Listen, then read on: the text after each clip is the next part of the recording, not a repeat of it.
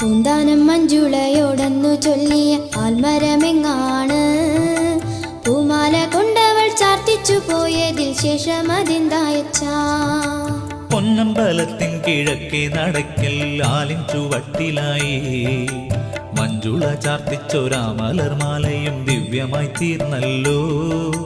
കണ്ണനായി മാത്രമെന്നോർത്തവളേകിയ മാലയതും ചാർത്തി കള്ളച്ചിരി തൂകി ശ്രീലകത്തെപ്പോഴും കണ്ണൻ വിളങ്ങിയല്ലോ.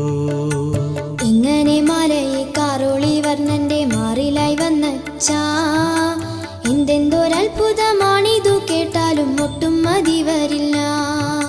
പിന്നെ പുലർകാല പൂജയ്ക്കു ക്ഷേത്രവാതിൽ തുറന്നപ്പോൾ ബിംബത്തിലുള്ളൊരലങ്കാരമൊക്കെയും പൂജകൻ മാറ്റുമ്പോൾ എത്രയെടുത്താലും ബിംബത്തിലാ മാല പിന്നെയും കാണുമല്ലോ.